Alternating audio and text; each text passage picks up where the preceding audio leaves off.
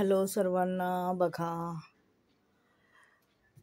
पोलिसांनी शेवटी त्याला तिथे गावातल्या शेतात किंवा शिवारात किंवा उसाच्या शेतात तिथंच एका खड्ड्यामध्ये तो लपून बसला होता, दत्ता गाडे आणि स्वारगेट बलात्कार प्रकरणाचा आरोपी तिथेच सापडला, त्यांच्याच गावात सापडला. आणि 4-5 दिवस 3-4 दिवस तो चांगला लपत होता, इकडे ह्या शेतातून त्या शेतात, त्या शिवारातून ह्या आवारात, काय काय काय काय करत होता तो. आणि शेवटी रात्री 1:30 वाजता आणि एक सांगायचं म्हणजे श्वान पथकाची तर कमालच होती. काय त्या श्वाननी काम केलं खरंच. मी बघत होते किती तो व्यवस्थित, म्हणजे माणसाला पण जमणार नाही असं तो पळत होता. तिथे तो गेलेला, तिथे त्याला वाटत होतं, तिथं तो थांबत होता आणि पुढे जात होता, थांबत होता आणि पुढे जात होता. जर त्याला वाटलं की नाही, तो ह्या रस्त्याने नाही गेलेला, तर तो परत माघारी येत होता. आणि ड्रोनने पण खूप सहकार्य केलं पोलिसांच्या तपासामध्ये. आणि पोलिसांनी पण खूप मेहनत केली. तर मी पोलिसांचे पण धन्यवाद मागते की त्यांनी खूप मोठा त्रास घेतला आणि अहोरात्र त्यांनी जागून त्या आरोपीला अखेर शोधून काढले. त्यामुळं पोलिसांचे, श्वानचे आणि तिथल्या गावकऱ्यांचे, ड्रोनचे, सर्वांच्या मदतीने त्याला शोधण्यात यश मिळालं. अखेर तो जेरबंद झाला आणि सर्वांना बरं वाटलं की नाही, चला आरोपी सापडला. आणि तो गावातच होता, त्या गावाच्या बाहेर तो गेलाच नव्हता, माहिती का.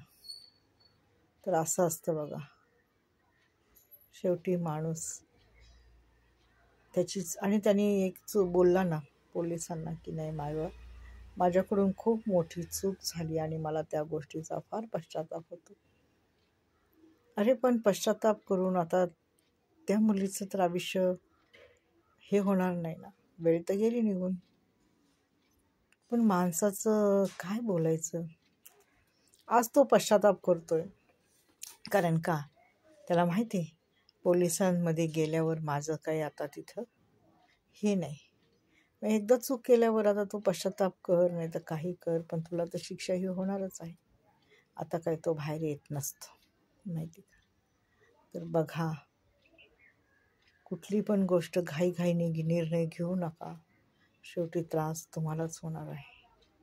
आणि आयुष्यात माणसाच्या हातून चुका होतात, घडतात. माणूस हा चुकणाराच प्राणी, पण एवढ्या मोठ्या चुका कधीच करायच्या नसतात की जेणेकरून आपलं पण आयुष्य उद्ध्वस्त होईल आणि समोरच्याचं पण उद्ध्वस्त होईल. तेव्हा काळजी घ्या. आता काय, सापडला तो दत्ता गाडे, आहे की नाही. 3 दिवसापासून अख्खं पुणे शहर, सर्व बातम्या आणि सारखं त्याच्यावरच चर्चा करत होतं. आणि शेवटी तो सापडला आणि सर्वांना बरं वाटलं. आज त्याला कोर्टात हजर करणार आहेत. बघूया काय बोलतोय तो, काय नाही, कोर्ट काय निर्णय देते आणि काय नाही.